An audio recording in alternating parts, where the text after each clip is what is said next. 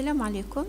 Toujours dans les cours sur les stratégies de groupe, aujourd'hui nous allons répondre à la question très importante: quel est l'ordre d'application des stratégies de groupe? Jusqu'à présent, nous avons dit qu'une stratégie de groupe, c'est un ensemble de paramètres de configuration. Alors, cette stratégie de groupe, lorsqu'on la crée, pour que des utilisateurs des ordinateurs vont appliquer cette stratégie de groupe, on va la lier. D'accord? Donc, on a vu déjà cette notion de liaison. La stratégie de groupe, donc on a dit qu'elle peut être liée soit à un site, ou un domaine, ou une unité d'organisation. Très bien. Alors maintenant, un utilisateur, lorsqu'il ouvre une session, donc il va ouvrir une session sur un ordinateur. Alors sur cet ordinateur, il peut y avoir aussi une stratégie de groupe qui est définie localement. On a vu ça dans les premières vidéos. Donc cet utilisateur, donc lorsqu'il ouvre une session sur cet ordinateur, donc il peut y avoir déjà une stratégie locale qui est définie. Donc cet utilisateur, il ouvre une session sur un domaine. Donc cet utilisateur déjà, il appartient à une unité d'organisation qui peut, elle, avoir des stratégies de groupe qui lui sont liées. Ces unités d'organisation, elles sont dans un domaine. Donc il y a des stratégies de groupe du domaine, liées au domaine. Et ce même domaine, il appartient à un site. Donc il y a aussi des stratégies qui peuvent être liées au site. Donc au final, cet utilisateur, comment seront appliquées les stratégies de groupe? Donc, quel est l'ordre d'application des stratégies de groupe pour cet utilisateur? L'ordre d'application des stratégies de groupe, c'est un ordre qui est généralement décrit par un terme mnémotechnique, LSDOU. LSDOU. Donc, tout d'abord, c'est la stratégie locale qui est appliquée, qu'on note L, local. Donc, lorsqu'une machine démarre, elle applique d'abord les paramètres de stratégie qui sont définis localement. Ensuite, les stratégies définies au niveau du site sont appliquées, donc le S. Donc, c'est les stratégies au niveau du site qui seront appliquées. Ensuite, c'est les stratégies de domaine, D. Et enfin, c'est les stratégies au niveau des unités d'organisation qui seront appliquées. Donc, en commençant par l'unité d'organisation parent, puis les unités d'organisation enfants. Alors, dans ce cas, il y a cumul des stratégies. Donc, l'utilisateur à la fin, donc, il va avoir le cumul de toutes les stratégies définies à ces différents niveaux. Donc, on va voir ça au niveau du serveur. Alors ici, dans les objets de stratégie de groupe, on a quelques stratégies de groupe. Par exemple, ici, masquer l'horloge de la zone de notification. Donc, on peut afficher le paramètre supprimer l'horloge de la zone de notification système. On a masqué le panneau de configuration, interdire l'accès au panneau de configuration et à l'application paramètres du PC. Et désactiver, qu'est-ce qu'on a ici? Désactiver les éléments, masquer et désactiver les éléments du bureau. Donc, chaque paramètre, j'ai créé une stratégie de groupe. C'est pas faux de créer une stratégie de groupe qui va contenir les différents paramètres. Donc, une stratégie de groupe peut contenir plusieurs paramètres. Mais donc c'est intéressant de chaque paramètre, on peut lui faire une stratégie de groupe pour pouvoir par exemple si on veut plus par exemple masquer l'horloge, donc on va le désactiver au niveau de l'unité d'organisation. Alors qu'est-ce qu'on va faire? Donc, on va appliquer une stratégie, par exemple, au niveau de l'utilisateur, plutôt l'unité d'organisation GRH, on a désactivé l'élément du bureau qui est activé. Donc, on a plutôt lié, désactiver les éléments du bureau GRH. On a lié ici, masquer panneau de configuration au domaine abc.lan. Alors maintenant, l'utilisateur, donc on va ouvrir une session avec un utilisateur de GRH, on va voir quelles sont les stratégies qui lui seront appliquées. Voilà, donc on va ouvrir une session avec Boss, sachant que Boss est un utilisateur de GRH. Ici, on va ouvrir une session sans saisir le mot de passe. Rappelez-vous que la dernière vidéo, lorsqu'on a parlé des stratégies par défaut, on a modifié la stratégie de domaine, donc en autorisant les mots de passe vides pour la nécessité des TP pour être plus rapide, c'est tout. Sinon, dans la réalité, donc il faut éviter de modifier les stratégies de groupe par défaut, ou sinon de créer d'autres stratégies de groupe qui pour ne pas toucher les stratégies de groupe par défaut. Donc on remarque que l'utilisateur Boss, justement, donc vous voyez déjà, il n'y a aucun élément sur le bureau, donc la stratégie elle est appliquée. On va voir ici, est-ce que je peux rentrer dans le panneau de configuration? Donc, est-ce que déjà je peux rentrer dans paramètres? Donc, rappelez-vous que la stratégie, voilà. Voilà, donc je ne peux pas rentrer dans paramètres, même pas. Donc, si je fais panneau de configuration au niveau, voilà, donc panneau de configuration, je clique sur panneau de configuration. Voilà, cette opération a été annulée en raison des restrictions sur cet ordinateur. Donc, les stratégies qui sont appliquées, c'est désactiver les éléments du bureau. Donc, on n'a vu aucun élément sur le bureau et masquer le panneau de configuration.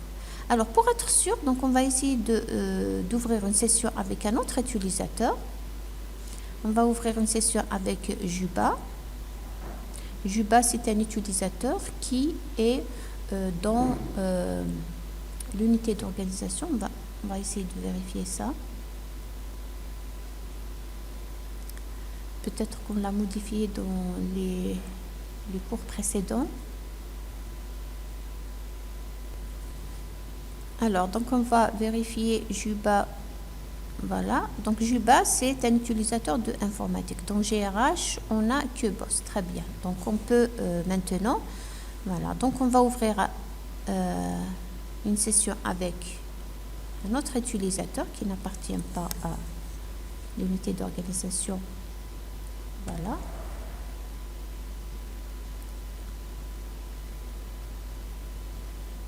Donc, à l'ouverture de session, les stratégies de groupe seront appliquées. On va voir dans une autre vidéo le processus d'application des stratégies de groupe. On va aller doucement avec les stratégies de groupe parce qu'il y a énormément de propriétés qu'il faut comprendre. Donc, il faut patienter.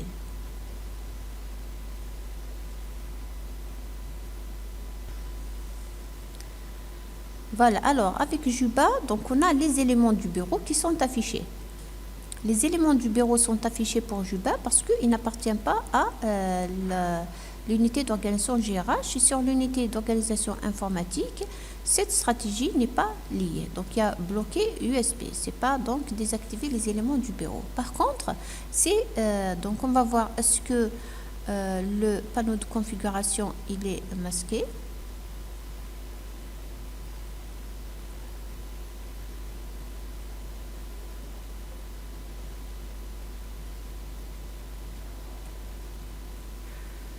Voilà, donc le panneau de configuration n'est pas affiché. Donc, c'est la stratégie de groupe du domaine qui est appliquée pour l'utilisateur Juba.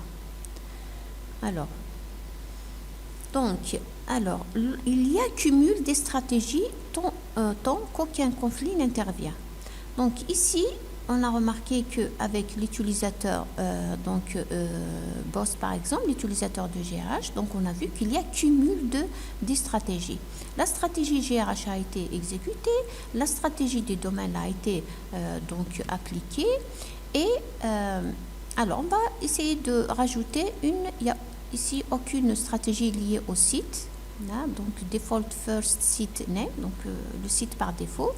On va lier une stratégie, par exemple, masquer l'horloge. On va voir, voilà, très bien.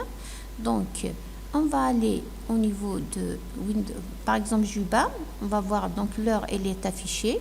On va essayer de se déconnecter, se reconnecter. Voilà, se déconnecter. On va se reconnecter, on va voir est-ce que, donc, la stratégie appliquée au site sera appliquée.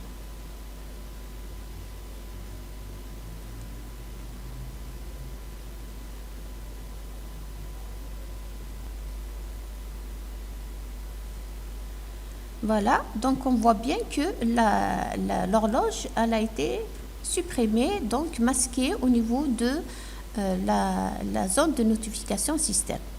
Donc la stratégie de groupe elle a été voilà, appliquée au niveau de donc pour l'utilisateur JUPA. Donc qui est un utilisateur de informatique, de l'unité d'organisation informatique. Donc toutes les stratégies, il y a un cumul de stratégies. Donc la stratégie au niveau du domaine a été appliquée, la stratégie au niveau du site elle a été appliquée. Donc lorsqu'il n'y a aucun conflit, il y a cumul des stratégies. Alors qu'est-ce qu'on entend par conflit ici? Alors le conflit c'est lorsque par exemple il y a une stratégie qui est elle est activée, il y a un paramètre qui est activé dans une stratégie, il est désactivé dans une autre stratégie. Par exemple, au niveau de GRH, par exemple, désactiver les éléments du bureau, imaginons qu'on va modifier, on va modifier le paramètre masquer le panneau de configuration qui est activé au niveau du domaine, mais on va le désactiver au niveau de l'unité d'organisation. D'accord? Alors, donc, masquer le panneau de configuration, il est au niveau de... voilà, masquer les... Voilà, interdire l'accès au panneau de configuration et application de l'application paramètres du système. Donc, ici, on va le désactiver. C'est-à-dire qu'on va... Voilà, donc on ne va pas interdire l'accès au panneau de configuration. Je fais appliquer, OK. Voilà, très bien, il est désactivé. Maintenant, on a au niveau de désactiver les éléments du bureau, on a deux paramètres, masquer les paramètres du bureau et interdire l'accès au panneau de configuration qui est désactivé. Alors, on a deux paramètres ici, les mêmes paramètres. Interdire l'accès au panneau de configuration qui est désactivé au niveau de l'unité d'organisation et qui est activé au niveau de l'unité, plutôt la stratégie de groupe au niveau du domaine. Voilà, donc maintenant la question qu'il faut se poser. Boss maintenant qui est l'utilisateur de GRH, lorsqu'il accède, quelle est la stratégie de groupe qui sera appliquée? Est-ce qu'il va rentrer en panneau de configuration? Dans ce cas, c'est la stratégie au niveau de l'unité d'organisation qui est appliquée. Ou encore, il est toujours interdit d'accéder au panneau de configuration. Dans ce cas, c'est la stratégie au niveau du domaine qui est appliquée. Donc, voilà. Donc, on va essayer de voir ça avec l'utilisateur boss.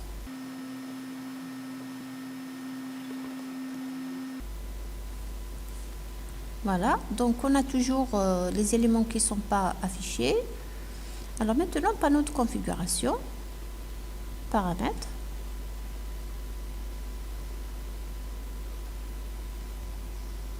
Alors effectivement, donc le panneau de configuration, donc on a pu accéder aux paramètres de Windows. Très bien, donc finalement, quelle est la stratégie qui a été appliquée? C'est la stratégie qui est donc au niveau de l'unité d'organisation, donc qui est la plus proche de l'utilisateur. Alors, s'il y a conflit, c'est la stratégie la plus proche de l'utilisateur qui est appliquée, soit au niveau de l'unité d'organisation. Donc, c'est ce qu'on vient de voir. C'est la stratégie qui est liée à l'utilisateur, à l'unité d'organisation GRH, qui est donc la plus proche de l'utilisateur qui est appliquée.